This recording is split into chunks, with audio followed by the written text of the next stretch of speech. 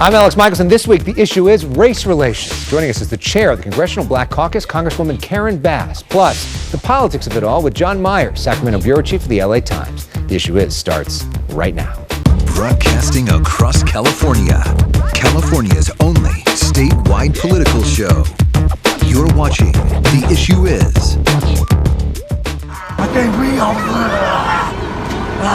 Shut up. That cell phone video of George Floyd's death ripped a scab off the deep national wound regarding politics and race in this country.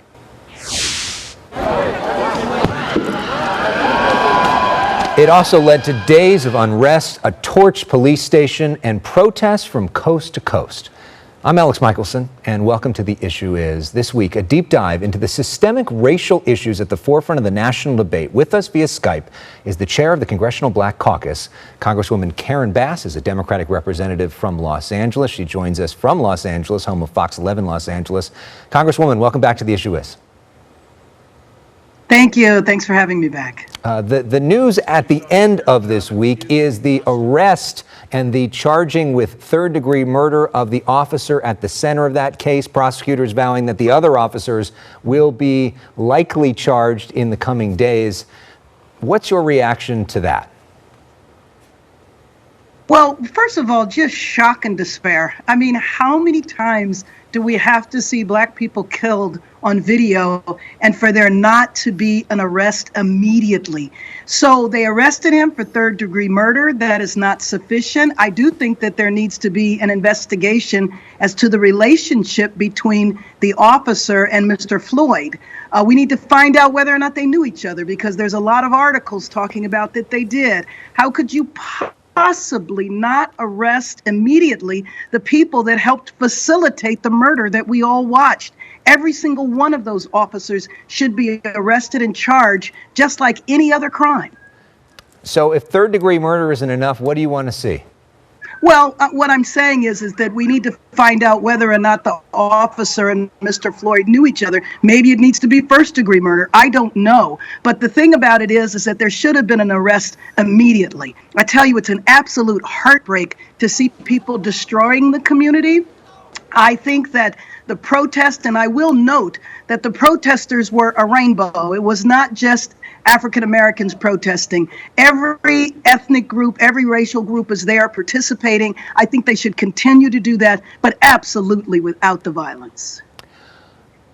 Help explain the systemic issues at play here, and maybe help for, say, our white audience that is watching this that may not understand life as an African American person, put some perspective on why there is so much anger on this. Well, you know, one of the things that I have said, and I don't care how extreme it sounds, but I absolutely believe that that officer had had his knee on the neck of an animal, on a dog, and killed the animal over 8 minutes, there would be absolute outrage about animal cruelty. The problem is that when it is an African American, the immediate question is, what did he do? He had to have done something. What would you like to see in terms of systemic changes to prevent something like this from happening again? Well, I think the way we look at policing in this country overall fundamentally needs to change. And, you know, when people are being honest, they will tell you that there are two different standards, two different worlds. In a white community and in a middle-class community, the police are there to protect and serve. That is not the mentality that we find in inner city areas. It's viewed as a war zone. I've had many police officers tell me that rookie cops love to go to the inner city so they can kick butt. The entire view and fundamental perception of the community is different in terms of policing. And we also need to look at some of the standards. For example, a police officer, if they shoot someone, if they kill someone, and if they say that they thought their life was in danger, when have you ever seen them convicted? So since Black people are so scary, well, if there's violence committed toward a Black person by a police officer, they were in fear of their life. So that's why they had to kill. The response is always exactly the same. And so that should tell you then that the laws that allow me saying that I'm in fear of my life, then something needs to be changed there. police unions are very powerful around the country, and they have made sure that they have passed laws that essentially never permit their conviction or even their arrest. And that's something that needs to change. This week, you tweeted about the fact that this incident reminded you of the 1992 LA riots. As somebody who lived through that traumatic experience here in California, what was the most important lesson you learned from that experience that maybe can be applied now? Well, what happened in Los Angeles is we needed to fundamentally change our police department. We had a horrible police chief at the time who I remember years before, when there were a number of African Americans that were dying because they were being choked to death in a chokehold. And our police chief at the time said that he thought that the neck veins of Black people were different than quote unquote normal people. After 1992, we fundamentally changed things in Los Angeles. Now, we still have plenty of problems, but at least we don't have a police chief like that. And so change needs to obviously happen in Minnesota. Apparently there, 95% of the police officers don't live anywhere near the community. And I bet you if you did an honest survey, if they answered honestly, they would tell you the contempt that they have for the people that they are supposed to be protecting and serving. How on earth can you arrest a CNN reporter that has his badge in full display? You have a Black CNN reporter and a white CNN reporter. The white CNN reporter is told, okay, you're fine. The Black CNN reporter is arrested while he's reporting. That was an outrageous moment. Something else that a lot of people view as outrageous is a tweet by the President of the United States saying that looters will be shot. He had an opportunity to talk about this incident more at a press conference. He decided not to talk anything about it. He talked about that he wanted to defund the World Health Organization. What do you make of President Trump's response to all of this? Well, I think the president has been consistent. He's been consistent from his first day of announcing his campaign. He has attacked folks of color consistently. He has said what he believes about African Americans. And frankly, I'm very glad he had nothing to say at his press conference, because there would have been nothing that came out of his mouth that would have been constructive. So it's best that he left it alone. His whole idea of breaking relations with the World Health Organization is simply to deflect from the fact that today we have over 100,000 dead Americans in 3 months, and he is responsible for that because he has lacked the leadership. For him to say that if you're looting, you're shooting, that came out of the mouth of the President of the United States. This is how low the presidency has been reduced under his time in office. And all I hold on to is the fact that we have about 158 days left to deal with his administration. Let's talk for a moment about his response to the coronavirus and to the Democratic response to the coronavirus. The Democrats in Congress passed legislation recently, a $3 trillion piece of legislation. Republicans say it's a non-starter. What happens if the Republicans just say, no, we're not spending any more money? Because it seems like we're at a deadlock right now. They won't say that. In my opinion, them saying it was dead on arrival is the type of posturing that is typical within Congress. They know good and well. I mean, we have over 40 million Americans without jobs now. Do I think that for a minute they're going to allow our complete economy to collapse? And this is a sad thing to say, but they want to get reelected.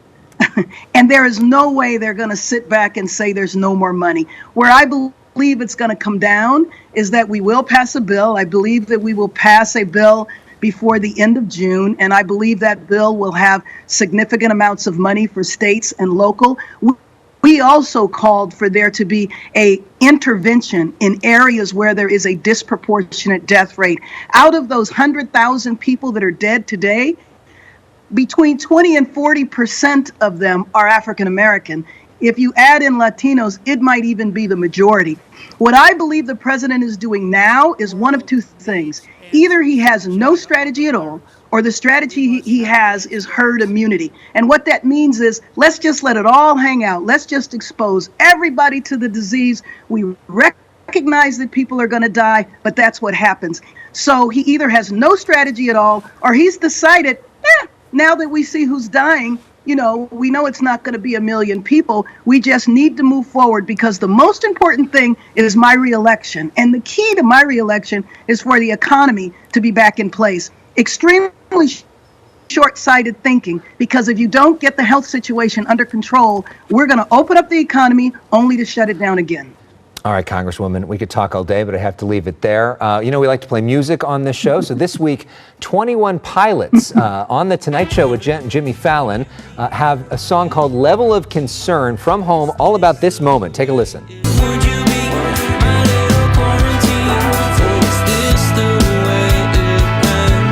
Sounding good, and they're singing about their quarantine experience there. Everybody getting creative these days. Congresswoman, thank you so much. Always great to see you. Thank you. Appreciate it. Up next, Governor Newsom reopening California. Is it too fast? Is it too slow? Is it just right? We'll have insights analysis from some of the top political reporters in California when we come back.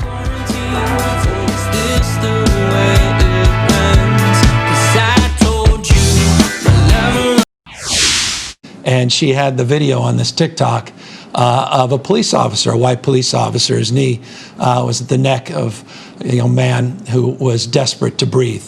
And my daughter wanted to make sure I saw it. And she was trying to reflect, 10 years old, on what it meant. And here she was tearing up because she knew it was wrong. California Governor Gavin Newsom emotional while talking about the death of George Floyd and his family's reaction to it. Let's talk about that and California's reopening with one of the smartest political reporters in all of California. John Myers is the Sacramento bureau chief for the Los Angeles Times. He often writes the Essential Politics email newsletter, which is must read. John, big fan of your work. Welcome to The Issue Is for the first time. Thank you very much. Happy to be here. Let's talk for a moment. I know you've been watching Gavin Newsom for a very long time, as have I. I was struck at how personal he was while talking about George Floyd, invoking his wife, his kids, invoking sort of the cause of his life, which he sees himself as a justice warrior. What did you make of that moment and his reaction to it? Yeah, I think that Newsom is probably at his best when he is talking about who he is, what has made him who he is, and what he believes in. I think he fancies himself a bit of a technocrat. He likes to talk about facts and figures, but I think he's much better when he talks about things that are more personal, more human. I think having 4 children has changed Gavin Newsom. Certainly in the time I have watched him in public life, that has changed him. And I thought it was a telling moment. He clearly wanted to come out and talk about that before he talked about public health issues. The real question here is, how many more of these kinds of conversations do we hear from elected officials, and do they resonate with people? Because there is so much angst and so much concern over what we have seen play out just in the last, few days. Meanwhile, there's also so much angst and concern over the coronavirus, which Gavin Newsom helping to oversee California's response to it. It seems like he's making a big move towards reopening in the last week or two and really giving the counties a lot of power in the process. Yeah, I'm struck, Alex, by the fact that Newsom has often talked about a dimmer switch that you would move back and forth if you needed to, of course, in terms of reopening, right? Like you make the lights bright and you reopen, or you make the lights dim and you have to close back down if the virus seems to spread. The challenge is I think most of us think about that dimmer switch as something that you gradually move up and down. I got a couple of kids who are in this house, and I can tell you they move the dimmer switch awfully fast sometimes, back and forth. And I feel like that there are some people who feel like that dimmer switch has been moved really fast here in terms of reopening. I think it has left Newsom somewhat on the defensive, trying to explain what he has done and why he has done it. And then you got a situation, our show airs all across the state. In Los Angeles, now reopening, even though Los Angeles has the most deaths of anywhere in California. And then the Bay Area moving much slower than other parts of the state. It's pretty remarkable to see how different the different parts of California are. Yeah, and I think this is, again, one of those challenges. We're talking both here, of course, about the public policy and the politics of this. This is a messaging issue as much, sometimes I feel like, as it is a public health issue, in whether the governor and his administration can communicate clearly what they're doing and why they are doing it. We heard the governor's Secretary of Health and Human Services say here at this end of the week briefing that Imperial County and Lassen County, north and south, are like Vermont to Virginia. They are very different places. We know that's true of California, north, south, coastal, and inland. But there's also a statewide approach that Newsom is taking here, and trying to explain when there's a statewide approach and when there's a local approach, I think is challenging a little bit. People will disagree as to whether or not they think Newsom has done a good job at it. But from a messaging perspective, it's been hard. And we have felt like there's been more of a state control, I would say, at the outset of this pandemic. And now the governor is really insisting there is a very big local part of this. And Los Angeles County certainly raising lots of eyebrows with how things have been going down there.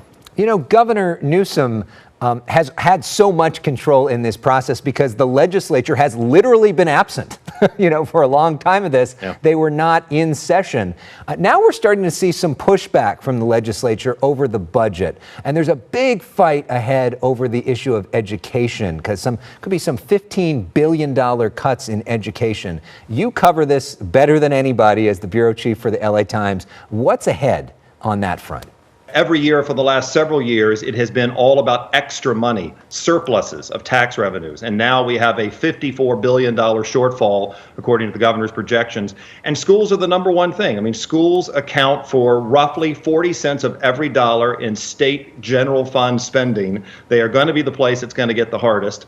You are finding the legislature right now agreeing with the governor that schools are not going to get what they thought, but disagreeing with the governor about how bad that cut's going to be. I think this is a test of Gavin Newsom's leadership, and it's a test of Democrats in the legislature. They are on the same page. They are on the same party usually, but they have a different opinion so far as to what we do in the midst of this coronavirus-induced budget problem. Of course, the one thing they all agree on is that they hope that Congress bails them out and gives them a whole lot of money so they don't have to make those tough decisions. All right, up next, John is sticking with us. We're going to talk about the presidential race and the vice presidential race and how the George Floyd story has shaken things up there. A reminder to log on to our website, theissueisshow.com, to watch past shows, and also send us an email with your thoughts. Our email address, theissueis@foxtv.com.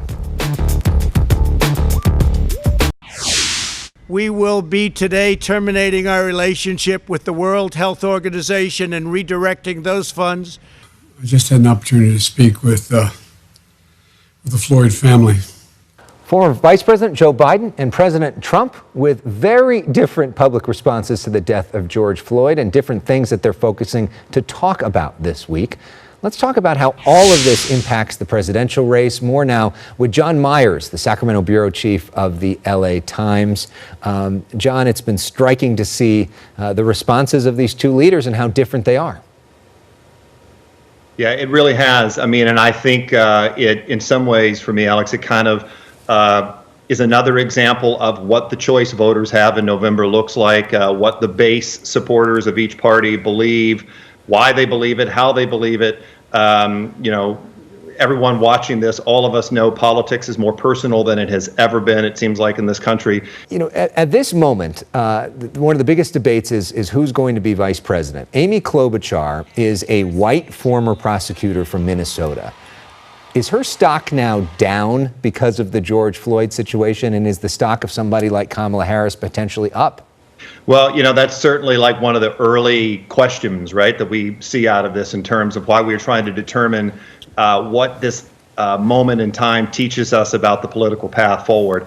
I certainly will be interested to hear what Senator Harris says about what has happened, what she thinks about what it means for the road ahead. We haven't really heard a lot from Kamala Harris in the last several months. And I got to stop for a moment and say that's interesting to me, because everywhere it seemed like we heard Kamala Harris for a while, and lately she's been relatively quiet. She's kept her head down about the work in Washington. What does she say? What does she advance? What does she loop on to that Biden has said? They have a long-standing relationship. I think it's hard to say who's up and who's down, certainly from my perch, but I am really, really curious to see whether an incident like this reignites the conversation that Kamala Harris wanted to have during her presidential campaign, and whether that impacts what former Vice President Biden's going to do. You know what we've learned from this, John? So much can change in an hour, much less a day, much less a week. Who knows where it's going to be by the time he makes that decision? Yeah, good point. All right. Thank you so much for joining us. Grateful to have you on the show for the first time and really appreciate your insights. Thanks so much. Thanks for having me. All right, we like to play music on this show. We are going to play something from 1968. This was the #1 song in America back in 1968, Hey Jude by the Beatles. Up next, we're going to talk about the similarities between 1968 and 2020 and some of the lessons we can learn right now.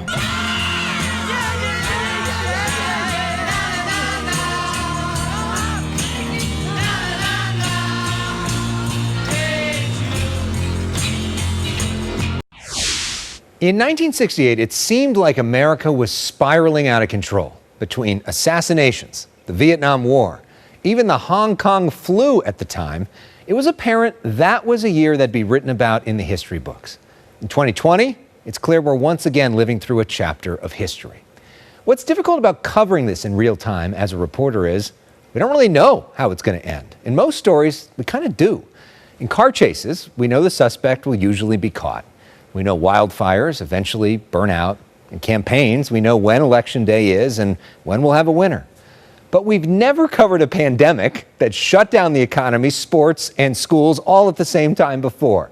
We don't really know when this will end. Can this end? This week, we passed 100,000 Americans dead, and we aren't even close to a vaccine. With millions of Americans unemployed, scared, and angry, we had the death of George Floyd this week. There's a sense that things are once again spiraling. Part of the problem is far too many Democrats see Republicans as enemies, not opponents. And too many Republicans see Democrats as enemies, not opponents. We're losing our shared sense of humanity as we self-select media we agree with and shut out voices that make us uncomfortable. The truth is, we are in control of writing this chapter in history.